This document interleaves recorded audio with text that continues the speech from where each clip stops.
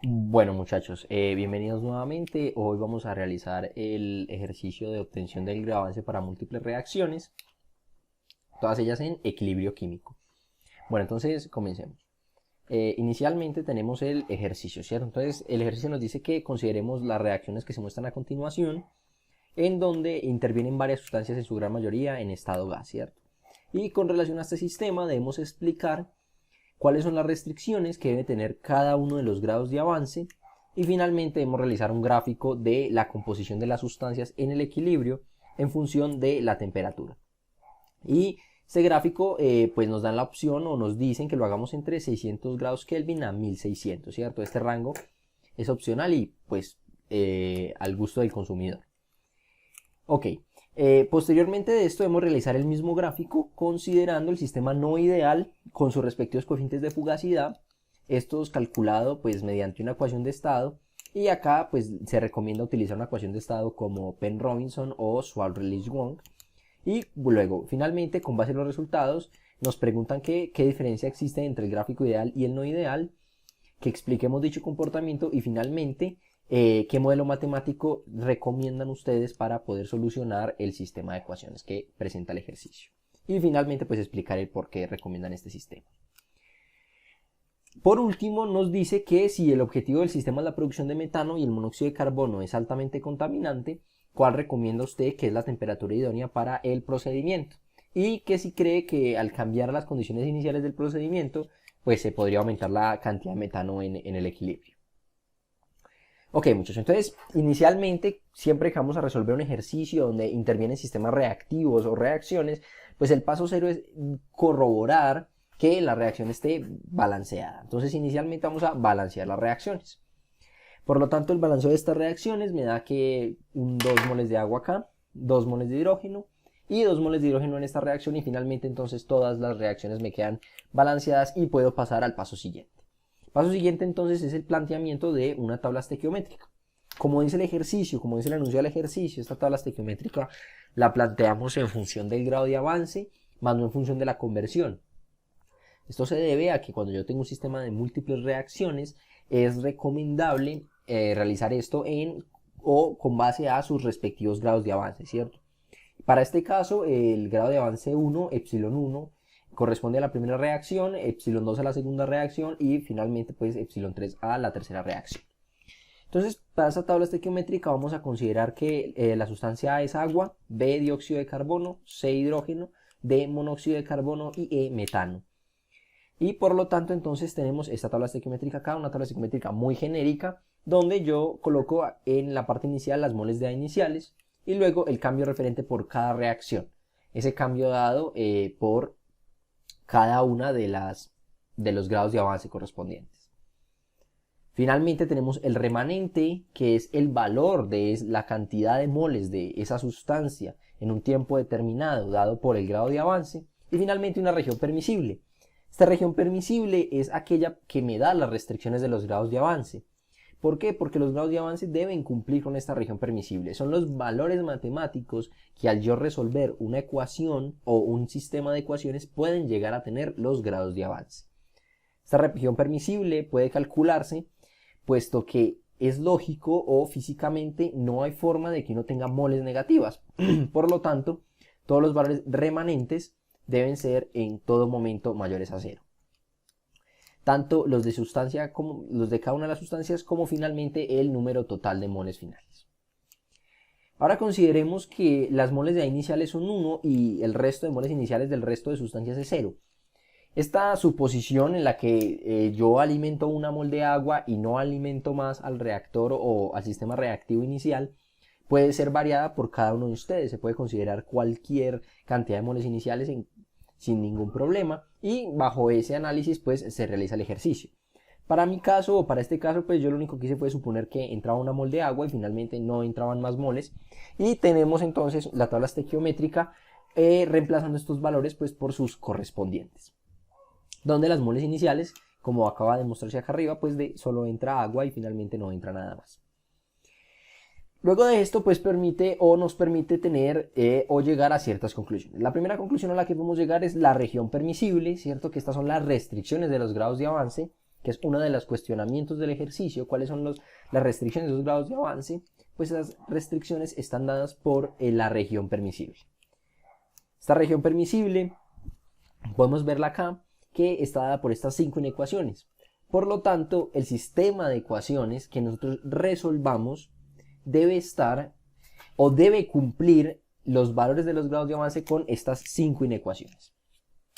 Finalmente, no solo podemos concluir esto de la tabla estequiométrica, sino además las composiciones de cada una de las sustancias en función de esos grados de avance. Entonces podemos reemplazar el valor remanente de cada sustancia sobre el valor remanente de moles totales, como vemos en el caso de la composición de A, donde las moles finales de A en un punto cualquiera dado por el grado de avance son 1 menos 2 veces el grado de avance 1 menos el grado de avance 2 sobre el número total de moles finales del sistema dados en un punto cualquiera dado por los grados de avance, que son 1 más epsilon 1 más epsilon 2 menos epsilon 3. Este procedimiento o esta expresión se utiliza para todas las 5 sustancias, como para B, como para C, como para D y como para E, y se obtienen estas 5 ecuaciones que hay acá, que son las que me representan las composiciones de las sustancias en un tiempo cualquiera. Ok, entonces yo debo calcular estos grados de avance. Yo debo saber cuáles son estos grados de avance en las condiciones de equilibrio de las 3 sustancias.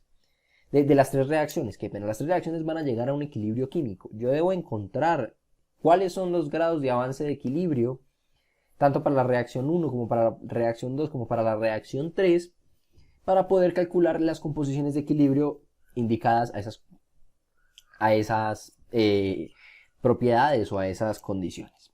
Ok, entonces vamos a hacer un planteamiento sobre la constante de equilibrio.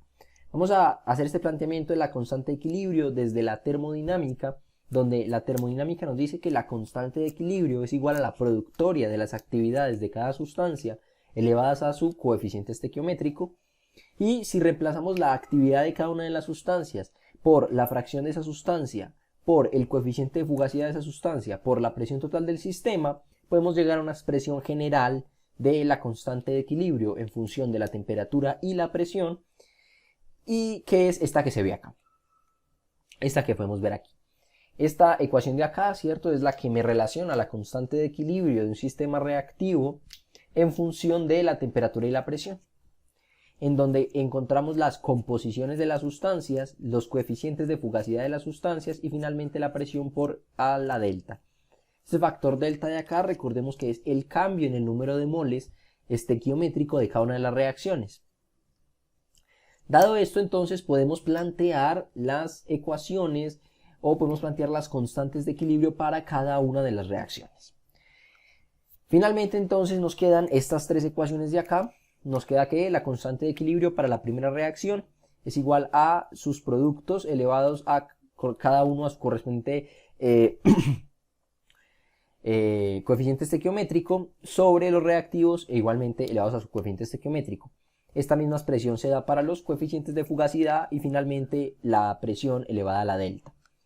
En la constante de equilibrio 2 sucede igual, solo que el planteamiento cambian algunas sustancias, y finalmente para la constante de equilibrio 3. En el caso, o cuando consideramos el sistema ideal, vamos a considerar que todos los coeficientes de fugacidad valen 1 y por lo tanto podemos expresar estas ecuaciones de la siguiente manera. De esta forma tenemos que la constante de equilibrio 1 se encuentra por esta expresión, la constante de equilibrio 2 por esta y la constante de equilibrio 3 por esta en el sistema ideal. Entonces podemos considerar el sistema no ideal con coeficientes de fugacidad y el sistema ideal sin coeficientes de fugacidad. Ahora, bajo el planteamiento de estas ecuaciones y siendo rigurosos, pues nos podría generar la siguiente duda. ¿Qué sucede entonces con el carbono? Podemos recordar entonces o podemos analizar lo siguiente. El elemento del carbono no lo hemos considerado en ningún momento en todo el trabajo del ejercicio. Desde el comienzo hasta este punto, indispensablemente en la tabla estequiométrica, en ningún momento hemos trabajado sobre el carbono. La principal razón por la que no trabajamos con el carbono es que el carbono está en estado sólido. ¿Cómo sé yo que está en estado sólido? Me voy a devolver rápidamente a las reacciones para corroborar esto. En las reacciones que tenemos acá, el carbono inicialmente no es diatómico. Los compuestos diatómicos, los únicos compuestos diatómicos son aquellos que se encuentran en estado líquido y en estado gaseoso, y pues como vemos acá no tiene un subíndice G que nos diga que está en estado gas o un subíndice L que nos diga que está en estado líquido. Por lo tanto, la conclusión a la que podemos llegar bajo ese análisis es que el carbono se encuentra en estado sólido. Recordemos además de eso, en paréntesis, los únicos compuestos que aparecen solos, no diatómicos, en fase gaseosa, son los gases nobles. Bajo esto, entendiendo que el carbono es sólido, podemos regresar nuevamente aquí al cuestionamiento y recordar que bajo la termodinámica, las sustancias que se encuentran en estado sólido tiende su actividad a ser 1. Por lo tanto, desde la constante de equilibrio dada por la productoria de las actividades, la actividad del carbono se puede obviar, puesto que es 1. Y por lo tanto, en el resto de ecuaciones ese valor no entraría. Y no debemos analizar esa sustancia. Ok, continuamos. Entonces, ahora lleguemos al punto en el que debemos solucionar el ejercicio. Vamos a recordar ciertas ecuaciones que nos da la termodinámica, ¿cierto? Y pues esas ecuaciones nos permiten solucionar el ejercicio. Inicialmente sabemos que la constante de equilibrio está dada por la exponencial del delta de energía libre de Gibbs de reacción sobre R por T. Realmente acá es un menos delta de G. Voy a colocar el menos delta de G. Y finalmente entonces, lo siento. Y luego podemos expresar la constante de equilibrio para un sistema ideal, obviando los coeficientes de fugacidad como la productoria de las composiciones de cada sustancia elevado a su coeficiente estequiométrico por la presión a la delta. Esta ecuación que vemos aquí es la que ya utilizamos para calcular las ecuaciones anteriores. Y finalmente tenemos una relación o la ecuación de Van Hoff que nos permite relacionar o variar una constante de equilibrio, en este caso la constante de equilibrio estándar, y calcular una constante de equilibrio a cualquier temperatura dada por la integral que se ve en este caso.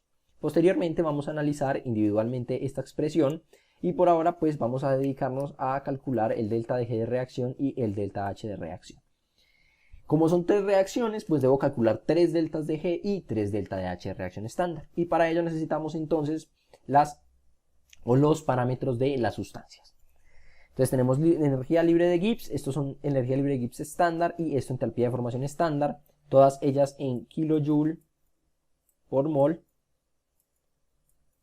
Y además de eso, estos valores se encuentran tabulados a una temperatura de 298 Kelvin. Listo. Continuemos. Finalmente, entonces, podemos llegar a solucionar o a calcular las propiedades estándar mediante la utilización de MATLAB, ¿cierto? Esta función que ustedes ven acá, la función objetivo, esta fue la función que yo utilicé para calcular las constantes de referencia. Y la función me solicita un G de formación, la constante R, que es la constante universal de los gases, y una T de referencia. Bajo esto, pues obtuve los siguientes resultados. Estos resultados que ustedes ven acá son los resultados equivalentes a el delta de H de reacción para cada una de las reacciones. Y estos, pues como ven, son los de las constantes de equilibrio estándar, ¿cierto? Recordemos que este grado o esta bolita que hay aquí arriba nos quiere decir que son los cálculos o las propiedades calculadas a una T de referencia estándar.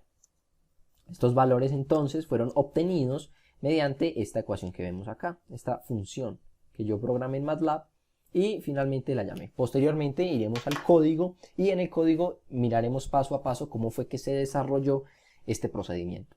Y finalmente pues tenemos aquí el cálculo en el que llamo la función, ingreso el delta de G. Este delta de G es calculado igual que el delta de H, que se pueden calcular como el delta de H de reacción, ¿cierto? El delta de H de reacción es igual a la sumatoria de los coeficientes estequiométricos de cada sustancia por su entalpía de formación correspondiente.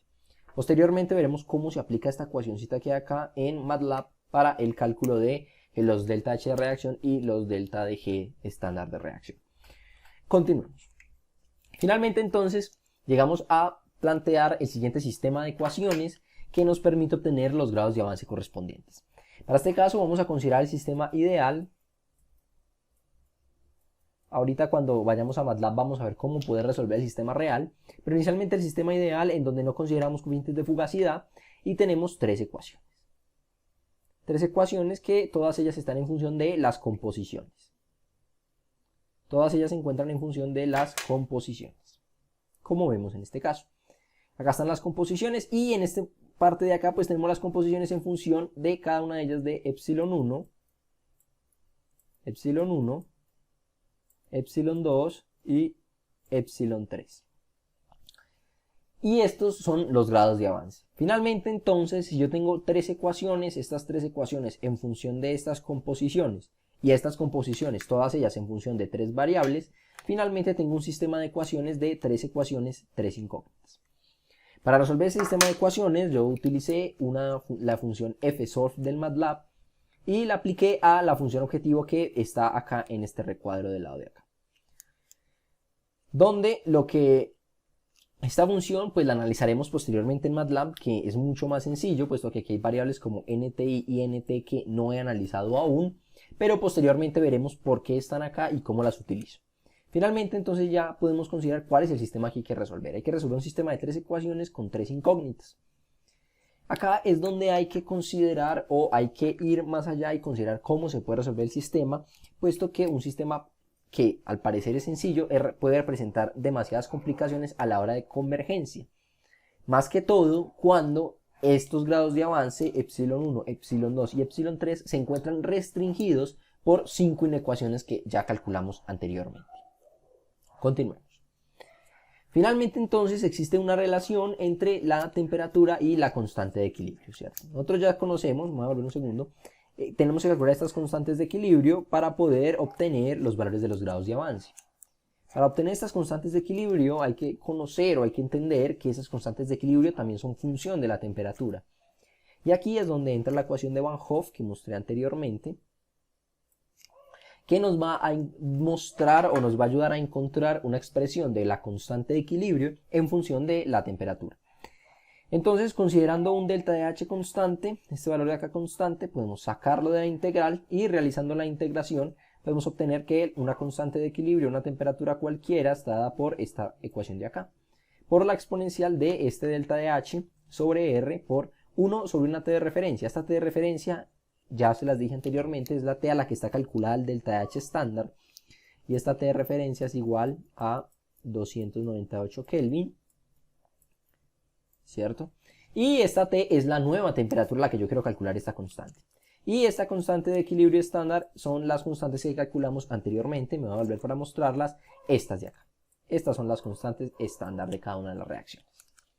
Finalmente, habiendo analizado el ejercicio, conociendo el sistema de ecuaciones, conociendo cómo llegar a él, conociendo ya muchas cosas, podemos entonces plantear un algoritmo de solución. Entonces el algoritmo de solución que yo planteo en este ejercicio, que puede funcionar para muchos ejercicios, casi todos los ejercicios de análisis termodinámico, de sistemas reactivos, incluyendo ejercicios donde no son múltiples reacciones, sino una sola reacción, podemos utilizar este algoritmo que se encuentra acá. Entonces, inicialmente tenemos entonces cálculos de los delta H de reacción, delta G de reacción estándar y las constantes de equilibrio estándar, que fue el primer paso que realizamos. Luego de ello vamos a generar un vector de temperaturas. Este algoritmo lo vamos a ver utilizado en MATLAB posteriormente. Vamos a generar un vector de temperaturas. Vamos a corregir la constante de equilibrio a cada temperatura. Y finalmente vamos a resolver el sistema de ecuaciones que vimos anteriormente. El sistema de ecuaciones que son tres ecuaciones relacionadas con la constante de equilibrio y 3 grados de avance. Finalmente, al resolver el sistema de ecuaciones y obtener 3 grados de avance, que me explican cómo ha avanzado la reacción hasta el equilibrio, y además de eso, cuyos valores cumplen con las restricciones calculadas inicialmente, podemos entonces calcular las composiciones de las sustancias. ¿Cómo calculamos las composiciones de las sustancias? Pues nosotros ya planteamos 5 ecuaciones, o sea, 5 ecuaciones que representan las composiciones de la sustancia en función de los grados de avance. Por lo tanto, si tengo los grados de avance, puedo calcular las composiciones. Finalmente, entonces, vamos a realizar el cálculo, cada uno de estos cálculos para cada una de las temperaturas, y pues si tengo un vector de temperaturas y para cada temperatura calculo las composiciones, finalmente entonces puedo obtener un gráfico.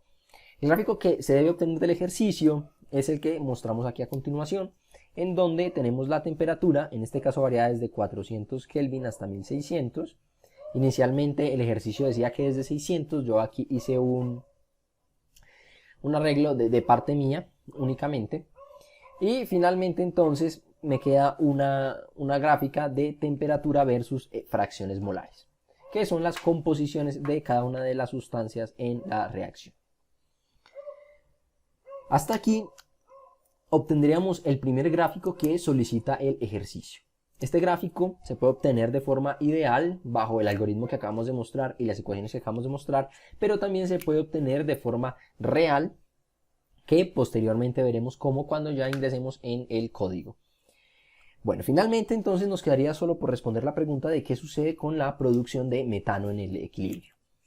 Entonces, ¿qué sucede con la producción de metano y monóxido de carbono?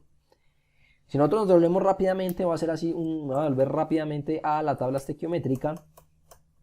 Y en la tabla estequiométrica me queda que la cantidad de moles que yo he producido de metano son epsilon 3 y la cantidad de moles que yo he producido de CO es epsilon 2. Entonces yo puedo deducir lo siguiente.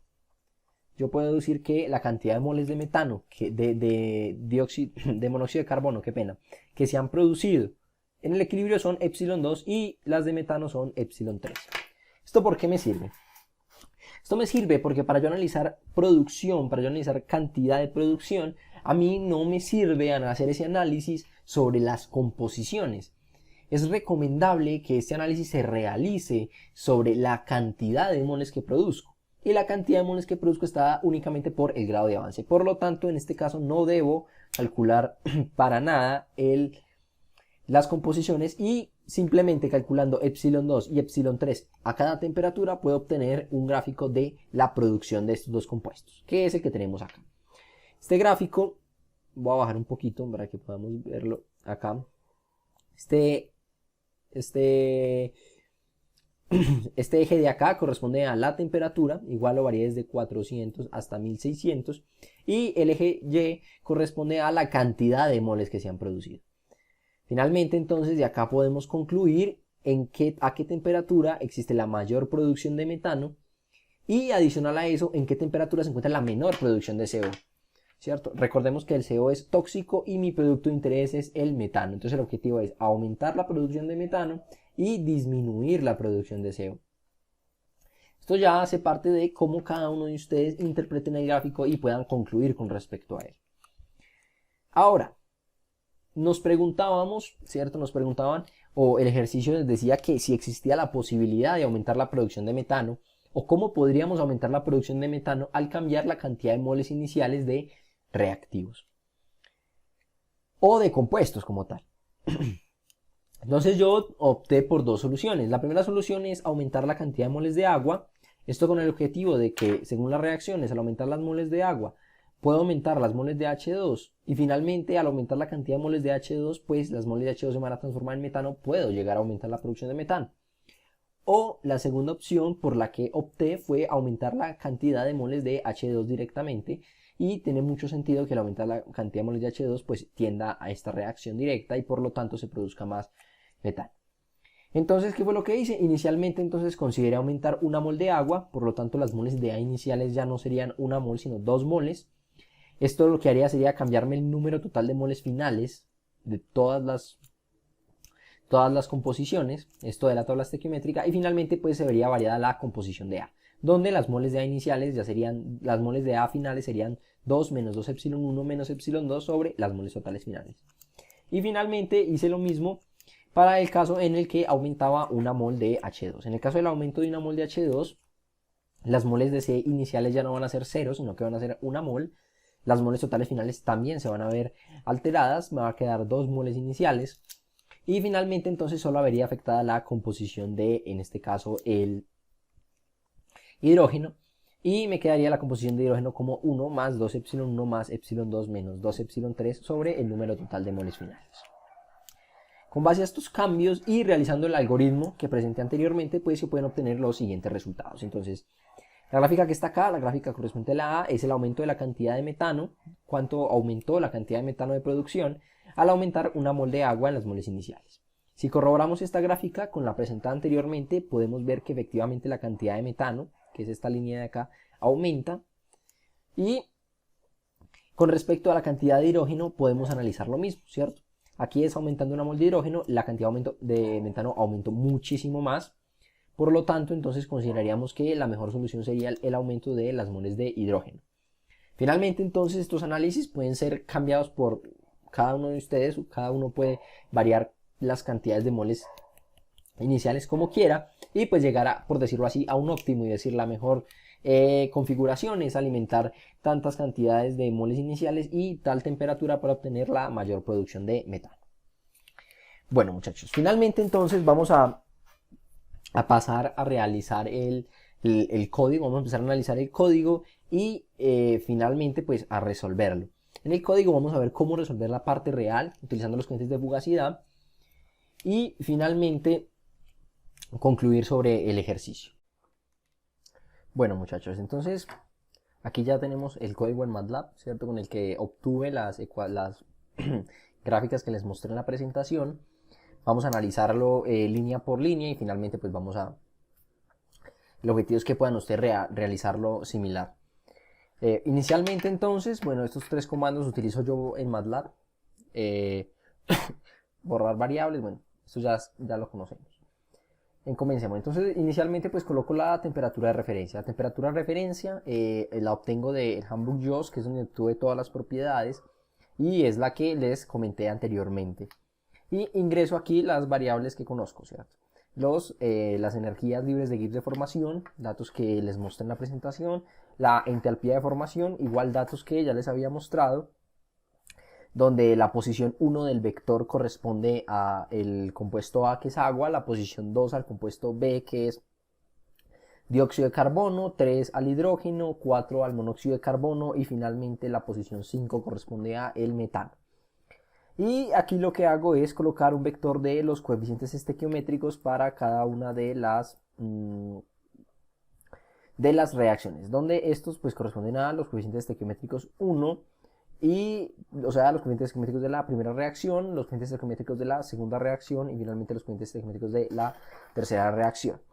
Estos vectores ya les vamos a dar un uso y finalmente pues coloco la constante universal de los gases, que es 8.31447.2 por 10 a la menos 3 y esta constante se encuentra en kilojoules sobre mol por Kelvin.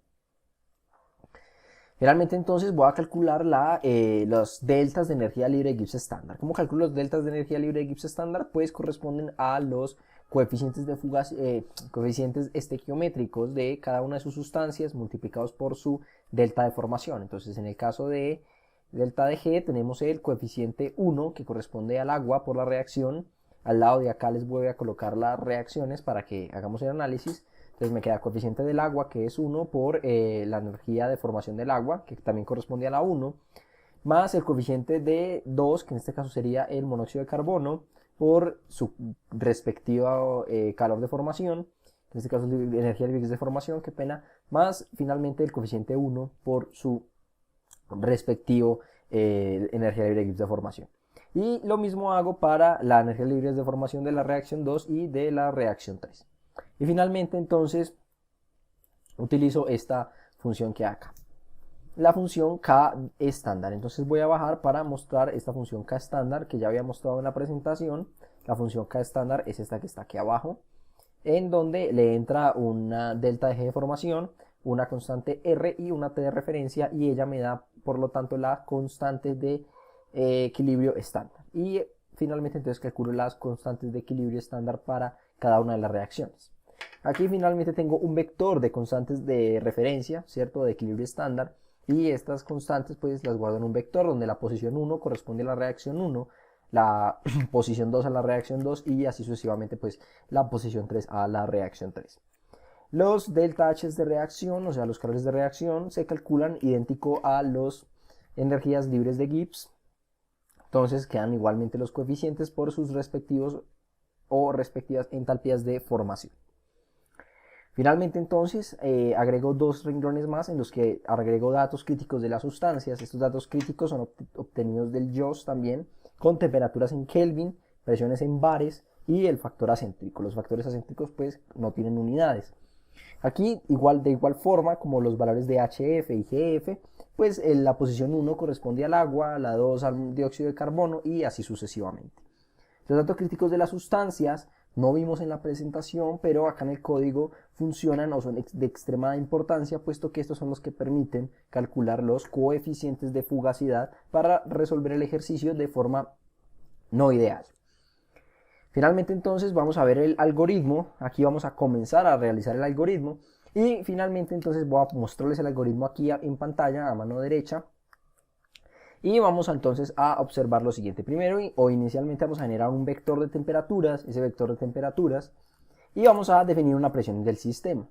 La presión del sistema que yo definí fueron 30 bares, una presión alta. El objetivo de una presión alta es poder ver una diferencia entre el sistema ideal y el sistema no ideal, pero la definición de la presión también viene al gusto del consumidor. Cualquiera de ustedes puede definir cuál va a ser la presión estándar.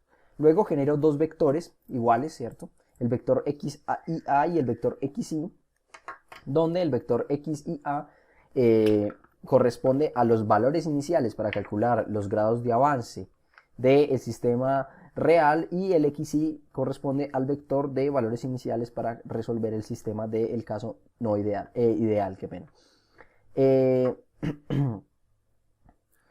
Bueno, ¿por qué valores iniciales? Recordemos que vamos a utilizar un método numérico, el FSOL de MATLAB. El FSOL de MATLAB siempre requiere que se ingrese un valor inicial para poder dar convergencia. Y finalmente genero dos nuevos vectores, donde el primer vector corresponde a las moles iniciales, donde la posición 1 son las moles iniciales de A, la posición 2 las de B, finalmente las de C, las de D y las de E. Y un vector, o por decirlo así, un escalar, que corresponde al número total de moles iniciales, que es la suma de este vector de acá, o sea, la suma de todas las moles iniciales. Esto sirve para poder generalizar el ejercicio y finalmente hacer pequeñas variaciones en la cantidad de moles iniciales y obtener los gráficos que vimos al final de la presentación. Posteriormente entonces vamos a hacer un ciclo, ¿cierto? Vamos a hacer un ciclo que me calcule los grados de avance para cada una de las temperaturas. Por lo tanto, entonces tenemos un for, ¿cierto? Un ciclo for que va desde i hasta la cantidad de números que tenga en este caso la temperatura. Listo, entonces continuando con el algoritmo, inicialmente debemos corregir las constantes, cada una de las constantes estándar debemos corregirlas y para ello pues utilizamos estas ecuaciones que hay acá. Listo, estas ecuaciones entonces pues las vimos en la diapositiva cuando vimos cuál era la dependencia de cada con respecto a la temperatura. Esto se obtiene de la integración de Van Hoff con un delta H de reacción constante. Y luego ya con esa acá podemos ir a resolver la función objetivo 2 y la función objetivo 1. Entonces vamos a analizar la función objetivo 2. ¿Por qué vamos a analizar la función objetivo 2? La función objetivo 2, que no es la que mostré en el código, esta que está acá, es la que me calcula los grados de avance para el sistema real y es pues la que vamos a analizar en este caso. La del sistema ideal se resuelve de igual forma y esa sí la encuentran en la presentación antes en el video, ¿cierto? Pueden devolver el video y en la presentación se encuentra la función objetivo 1, que es la que utilizo en este renglón de acá. Pero por ahora vamos a analizar es la función objetivo 2. Entonces, la función objetivo 2 es esta que tengo acá. Entonces, ¿qué hace la función objetivo 2? Bueno, como vamos a ingresar en un FSOLVE, inicialmente tenemos el vector o la variable que vamos a calcular que es x. Y luego tenemos la constante, un vector de constantes de equilibrio. Este vector de constantes de equilibrio lo calculé anteriormente, ya corregidos por temperatura, donde la posición 1 corresponde a la reacción 1, la posición 2 a la reacción 2 y finalmente la posición 3 a la reacción 3. Y luego empiezo a agregar variables del sistema, como por ejemplo las temperaturas críticas, un vector de temperaturas críticas, un vector de presiones críticas, un vector de factores acéntricos, la temperatura del sistema, la presión del sistema, el número total de moles iniciales y luego el vector de las moles iniciales. Recordemos que este vector de moles iniciales es este de acá arriba, voy a subir un segundito, el vector de moles iniciales es este, donde me dice cuáles son las moles iniciales de A, de B, de C, de D y de E respectivamente, y luego entonces entramos a resolverlo. El grado de avance 1 pues va a corresponder a la variable x en la posición 1, el grado de avance 2 a la variable x en la posición 2 y el grado de avance 3 a la variable x en la posición 3. Luego podemos calcular el número de moles totales finales de la tabla estequiométrica, que es igual al número total de moles iniciales más epsilon 1 más epsilon 2 menos epsilon 3. Y finalmente puedo calcular las composiciones de cada uno de los compuestos. Estas composiciones están dadas entonces por las expresiones que encontramos en la presentación, solo que en este caso el número total de moles iniciales de cada compuesto es genérico. Es genérico en este caso. En este caso acá, esto es un 5, ¿cierto? Esto acá es un 5. Y tenemos entonces la composición de la sustancia 1, que es agua, igual hasta el metano, que sería la composición de la fracción 5. Y finalmente entonces debo calcular un vector de coeficientes de fugacidad. Este vector de coeficientes de fugacidad lo podemos calcular con la función o con la ecuación de estado, en este caso de un Penrobinson genérico, que yo ya he resuelto, que yo ya he programado. Y finalmente entonces a este Penrobinson me va a dar un vector de coeficientes de fugacidad. Y finalmente entonces puedo plantear las tres ecuaciones. Para este caso, las tres ecuaciones que vamos a plantear, se las voy a mostrar aquí a mano derecha. Las tres ecuaciones que vamos a plantear y que ven acá, pues son las ecuaciones para el sistema real. El sistema real, entonces debemos considerar los coeficientes de fugacidad y por lo tanto entonces entran estos factores phi que ustedes ven aquí dentro de las ecuaciones. Una forma o la forma correcta para ingresar estas ecuaciones es la siguiente. Primero, como es un F-sol, debemos recordar que estos valores deben ser iguales a 0, o sea, esto en teoría debería ser 0, todo lo que acá debería ser 0, por lo tanto, el objetivo es que no se encuentren fracciones, ¿cierto? Entonces, nos quedan estos factores acá, ¿cierto? Nos queda todos los factores que estaban dividiendo cuando teníamos la expresión de la constante. Por ejemplo, cuando la constante es igual a unas composiciones arriba sobre unas composiciones abajo, las composiciones que están abajo, pues las voy a pasar a multiplicar por la constante y me van a quedar estas expresiones de acá. El objetivo de estas expresiones es entonces evitar problemas de convergencia en el método. Finalmente entonces esta función objetivo 2 es la función objetivo que vamos a utilizar, voy a subir, vamos a utilizar en esta parte del código.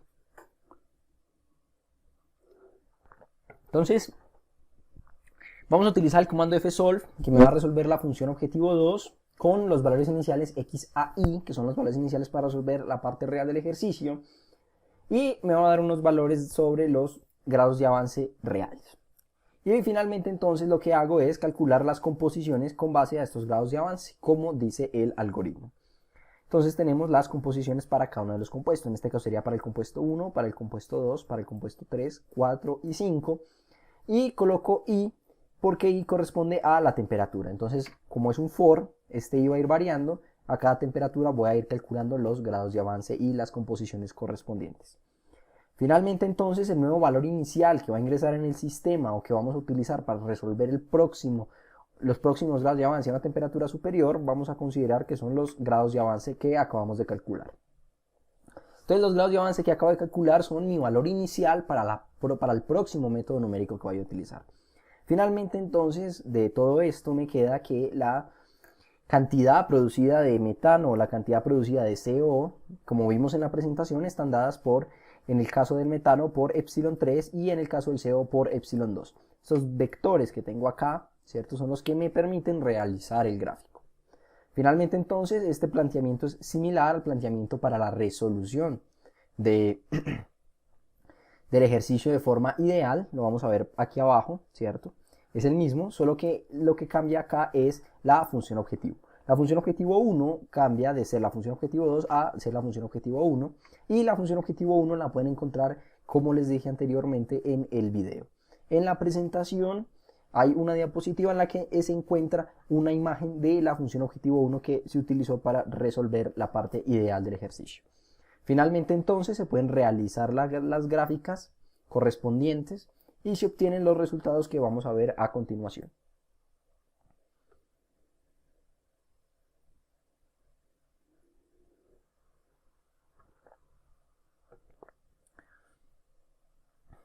Bueno, entonces los resultados que obtenemos en este caso, acá, son los resultados, únicamente los resultados ideales, ¿cierto? Corresponden a las composiciones ideales y la cantidad de metano producido ideal.